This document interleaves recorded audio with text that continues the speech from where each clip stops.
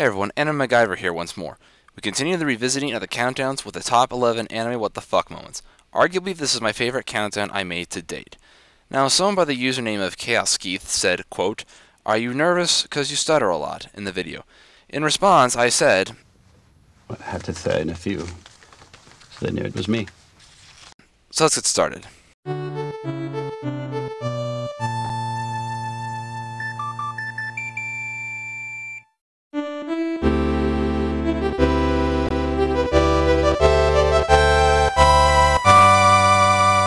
The genesis of this video happened around 2 years ago. I watched Ultimate UK FFF Band's top 10 list on anime what the fuck moments, and it was really funny. After the success of the countdowns, I decided that it was time to do a top 11 list on anime what the fuck moments. Now, I made a conscious decision not to pick the same moments that he picked, otherwise what's the fun in doing these videos if I have nothing new to offer? At number 11, I had Mochi from Oshite Remade. A friend of mine showed me this, and the first thing that struck me as a WTF moment was this living plushie. Seriously, it looks like something out of Tsubasa Reservoir Chronicle. It feels a little out of place. It's a very brief WTF moment, and hey, it allowed me to borrow a gag from Smosh. Big boy to Speckles, come in! Big boy to Speckles, do you read me? Answer me, damn it! At number 10, I had the random cat from Trigun. Every time I see this cat, it always raises a WTF flag. Not that it's a bad thing, it's just it keeps recurring and it's weird. Like I said, it's like something out of Kung Pao, Enter the Fist.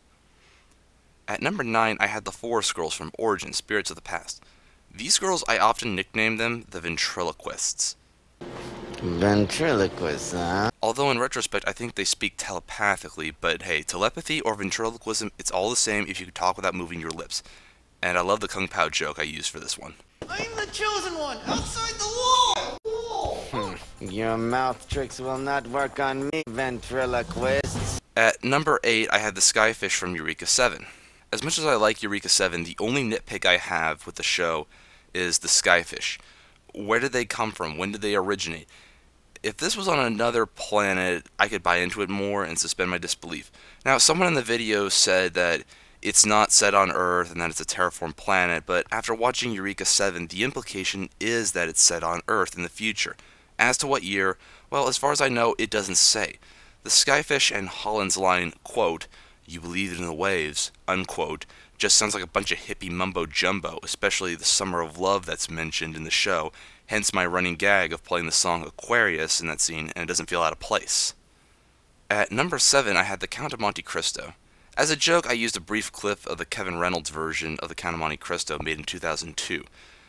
There was a very minor screw-up that I made in this portion of the video. The anime is actually titled Gankutsu of the Count of Monte Cristo, but I kinda omitted that because I wanted to do that little joke I mentioned at the beginning of number 7. I demand an explanation! On a scale of 1 to 10, I don't know how funny do people find it, but I definitely enjoyed that little joke, along with the Kung Pao jokes in this video. People definitely liked the Kung Pao joke, so that was a good sign. This anime is trippy, but in a good way. Sure, it takes history, literature, and science and beats them with an aluminum bat, but then again, Hitalia does that tenfold, but that's beside the point. I did say that this is what artists shouldn't pay from Style School would make if he or she wanted to produce an anime. For those who don't know, Style School is a book series compiling artwork of various artists. It has illustrations and instructions. Definitely check those out at any bookstore. At number 6, I had Mr. Kimira from Azumanga Daioh. In KHF's countdown on anime WTF moments, he had, quote, Chiyo's father, unquote.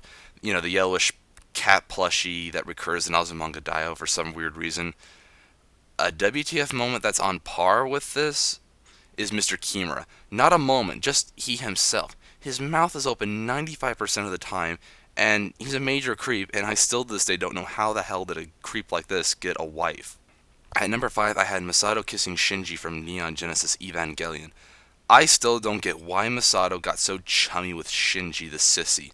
I understand that she did it to encourage him, but she didn't have to kiss him like that. Plus, what I don't get is what she adds, "We'll do the rest when you get back." What's that supposed to mean? Would Masato let Shinji go to third base with her? I still don't get it.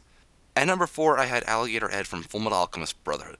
Like I said, I do a big-lipped alligator moment joke, but I'm still limited by my editing, and I don't nostalgia chick $5. But I still to this day find it a big yet small WTF moment, but still fitting for number 4.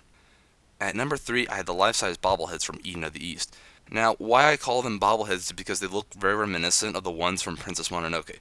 At first, I didn't know what to call them because I couldn't remember what they were called in the film. Now, thankfully, it's been pointed out that they're called Kodama. What makes these things even weirder is that they reappear numerous times, especially in the movies. But there's no explanation about that, no mentions about it later, but you try making sense of those things. At number 2, I had Dragon Ball GT. Not a moment, just the show itself.